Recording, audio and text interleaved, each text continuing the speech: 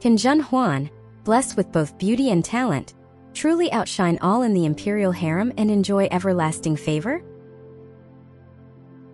Clouds shroud a misty crescent moon in the sky, with moonlight wandering among the lush palace buildings, its silvery light, bright as water breaking through ice, afraid of being disturbed by the sharp eaves of the palaces. In the imperial garden, the fragrance of flowers is overwhelming, with dense layers of light and shadow interweaving, enveloped in a silvery halo. It's the end of July, and the nights are gradually losing their summer heat, beginning to cool down. The sound of soft-soled embroidered shoes adorned with pearls tapping on the stone slabs of the winding corridor melds with the rustling of the skirt's hem. Walking far, I ascend alone to the Tunghua Polonia high platform. The platform is named after the Polonia, intended for high views and to await the changing seasons, embodying the sentiment Polonia flowers bloom over thousands of miles, continuous talk from morning till night. The Polonia is a tree symbolizing steadfastness and affection. In the past, Consort Shu was favored by the former Emperor Longqing. The two shared deep affection. However, Longqing's stepmother, Empress Dowager Zhaoxian, disapproved of Consort Shu's controversial background and forbade her from being officially recognized in Zhou City. Longqing then summoned skilled artisans from across the country to construct the Tunghua platform in the Taiping Palace to welcome Consort Shu for her official recognition ceremony. It was not until after the death of Empress Dowager Zhaoxian and the birth of Prince Xianqing by Consort Shu that she was officially recognized and titled Consort Shu in Zhou City. Occasionally reading through the history of the Zhou dynasty, the records of this legendary consort, who came from a criticized background yet shared a lifetime of love with the emperor, are scant, stating, Consort Huan, daughter of the Chancellor Huan Yannian, entered service at the age of 17. The emperor favored her exceptionally, her favor surpassing all in the 6 palaces. Initially titled consort, granted the name Shu, in the 10th month of the 10th year gave birth to Prince Qing, promoted to noble consort, with the official recognition ceremony and amnesty issued. The rights and honors equal to those of the empress. Upon the emperor's demise, the consort requested to retire to a Taoist temple. Just a brief note encapsulates a woman's life. Yet, the emperor's affection for her is partially revealed through the Tunghua platform. The platform, 39 feet high, constructed entirely of white jade, with its splendid architecture and beams shining with bright colors. Around the edges, prize trees and polonias were planted, offering lush shade. One can only imagine the enchanting scene in spring and summer, with flowers blooming pure white or light purple like mist, the fragrance subtle and refreshing. Consort Shu and the former emperor, embracing and whispering among the flowers, what a picturesque and charming sight it must have been. I sigh inwardly. Polonia flowers bloom over thousands of miles, continuous talk from morning till night. Such deep affection and intense love. Among the 4 emperors of the Great Zhou, only Emperor Longqing devoted his life to loving a single consort.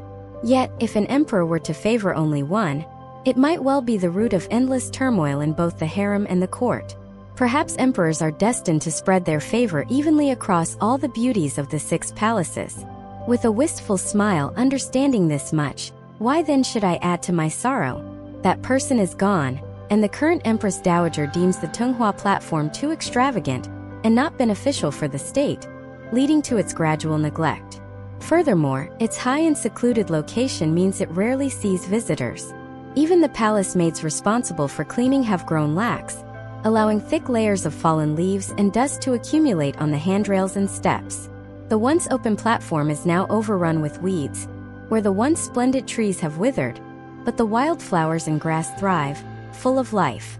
I felt somber, realizing that even the most beautiful moments are but fleeting clouds.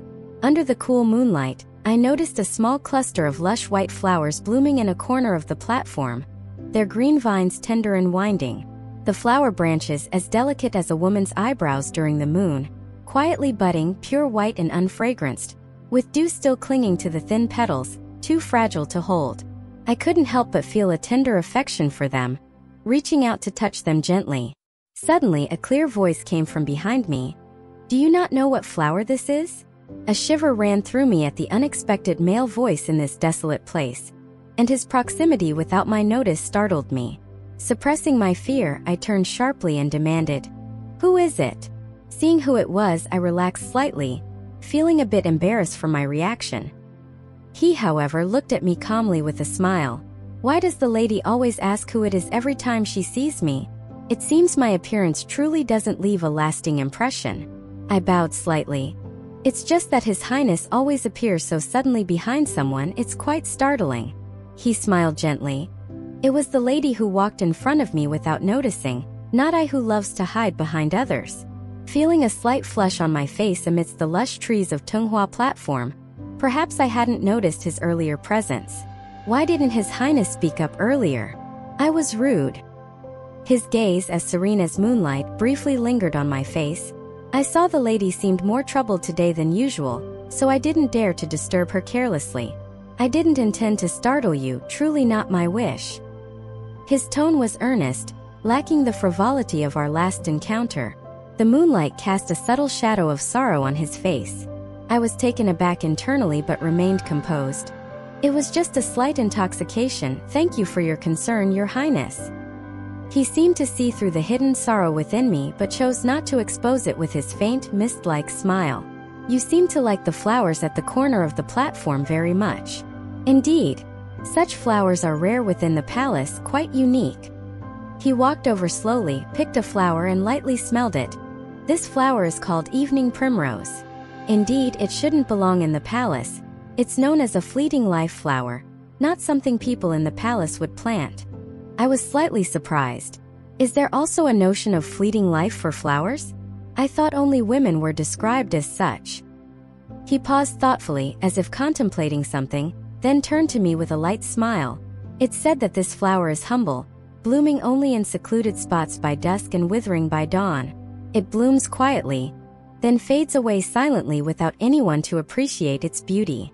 Hence, it's considered short-lived. I smiled back. Is that considered a fleeting life? I find this flower rather unique. Evening primrose. It signifies the beautiful visage under the setting sun, he said, and I couldn't help but smile when we both expressed the same thought. Does Your Highness think so too? Xianqing tonight seemed like a different person from before, serene and tranquil amidst the summer night's moonlight and floral scent. His voice clear and melodious like the crescent moon in the sky, making me gradually relax as I brushed a lock of hair stirred by the breeze. He leaned on the jade railing, with the Taiping Palace under the moonlight resembling a lake shimmering with scattered diamonds, countless lamps glittering, tassels and jewel belts reflecting brilliance. The scene was indescribably opulent, as if the light danced on golden floors and snow-illuminated jade windows. I felt the extravagant splendor was so far from me, leaving only the cluster of delicate evening primrose blossoms blooming quietly in front of me. I heard that Lady An, who has been singing beside the emperor at the night banquets these days, was recommended by you, he said, smiling gently, his lips curving into a slight smile that made the moment seem melancholy. Are you feeling sorrowful for her? I felt a slight sink in my heart and instinctively stepped back, the golden-laid jade butterfly hairpin trembling, its cold wings and smooth beads lightly touching my forehead, a distant smile appearing on my face. Your Highness jests. He sighed softly, looking away. Has the lady heard that concentrating favor in one person is akin to accumulating resentment in the same? Too much imperial favor is like being placed on hot coals, quite a difficult position. I lowered my head, feeling a chill rising within. Your Highness seems quite pensive today. He spoke slowly. In fact, it might be a good thing for someone to share the favor. If all the love of 3,000 is concentrated on one, becoming the target of resentment in the 6 palaces, Xianqing would truly weep for you. I bowed my head in thought, grateful. Thank you for your words, Your Highness. Actually, with your wisdom, my words are unnecessary. But observing from afar, it seems your heart has entered a maze. He noted my pensive mood and I smiled faintly. I understand what you mean, Your Highness. His hand rested on the long flute at his waist, the light casting a soft glow on it. You have feelings for the emperor, don't you? My face flushed slightly, but before I could respond, he continued. The emperor is the ruler of a nation. Some things are beyond his control. Please try to understand his position. He sighed softly, then a bright smile appeared on his lips. Actually, Xianqing is glad not to be born an emperor, free from many inevitable troubles and constraints. I couldn't help but chuckle. For instance, being able to marry more of the ones you favor without the influence of political matters. I laughed again. With your highness's renowned charm, I fear you are the dream of many a maiden. He let out a wry laugh, the plumes on his crown shimmering like ripples on water, then became serious. I only wish for a companion of heart, not desiring a throng of beautiful consorts. Seeing me cover my laughter with my sleeve, he continued, You doubt my words, but I personally believe that marrying many would only lead to strife among them. If one truly cares for someone, they must ensure not to cause them sorrow. His words made me somber, and sensing my mood, he said, I don't know why, but I find myself speaking more freely with you than with others. Please don't take it to heart. I responded earnestly, If what your highness says is true, it will be the fortune of the future lady of the 6th prince. I shall certainly offer my blessings, pausing slightly. Your words today have been beneficial to me. I will remember them. A faint smile crossed his handsome face, his lips tinged with a trace of melancholy, as if a layer of snow had settled on the tiles of a pair of mandarin ducks, imbuing him with a warm yet sorrowful aura. You need not thank me. Really, as an outsider, I shouldn't speak much. I just hope the emperor's favor doesn't lead you down the same path as my mother, left to accompany only the ancient lamps and Buddha statues. His gaze seemed distant, his silhouette subtly wavering like ripples on water. I found no comforting words to say, struck by the pain he concealed. It seemed there was more to Consort Shu's story than voluntary retirement to a nunnery. Even favored by the emperor, one couldn't guarantee their own safety after his demise. In the palace, no matter how much favor one once had, glory and disgrace are determined in an instant, winners and losers made by the change of tides. Yet, knowing more about the past holds no benefit for me. Stepping closer, I softly said, Your Highness, excessive grief would not allow Consort Shu to rest in peace before Buddha. Please bear her peace in mind. Moonlight cast a translucent sheen on Xuanqing's flowing robes. We both remained silent, the breeze whispering through the leaves, rustling softly in our ears. Our eyes met for a moment. I was reminded of the phrase, as gentle as jade. Indeed, as gentle as jade. That instant was enough for me to feel uneasy, so I turned my gaze elsewhere. The night breeze was cool, stirring our hair and the fabric of his aqua robe, the moist air soothing against our skin as I pondered the deeper meaning in his words. After a while he spoke slowly as if through a fog. The evening primrose blooms only for one night, akin to love that cannot bear the daylight, not accepted by the world. I was inwardly shaken, feeling a vague unease. The silver thread embroidered lotus on my sleeve brushed against my arm, cool yet warm, leaving me speechless. The old tales of the palace were not for me to delve into. Yet, the love story of Consort Shu and the former emperor was known to all. A love bold enough to defy the world, surely filled with both sorrow and steadfastness. I wonder if Xuanling's feelings for me bear even a fraction of the former emperor's devotion to Consort Shu. Looking up, I noticed the moon had shifted further west. Lifting my skirt, I took my leave. I've been out for quite some time, the palace mates might be looking for me. I must go now. After taking a few steps away, I heard him say, I owe you an apology for my abruptness last time. His voice faded. The day of Wen Yi's birthday was also the 10th anniversary of my mother's departure from the palace. I was lost in my grief and behaved improperly. A vague warmth spread through me, and I turned back with a smile. I'm not sure what incident your highness is referring to. I seem to have forgotten it. He looked slightly startled at my words, then his smile broadened under the moonlight. Very well, I too shall forget. My gown, light as drifting clouds, gently swept over the dusty jade stairs.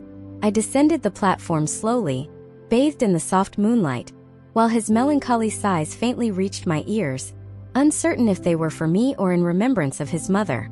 White dew moistens, the evening primrose shines, its fragrance enhanced by the watery light.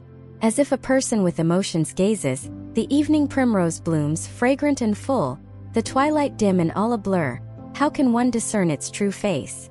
The evening primrose, a flower of beautiful sadness, as fragile and heartbreaking as snowflakes. It was a night tinged with sorrow, where I encountered someone who shared my sense of loss. I sighed softly, the summer seemed to be passing so quickly, and autumn was approaching. Follow us to avoid getting lost and enjoy endless exciting stories. For more content, please go to the Story Wall homepage to view more exciting novels.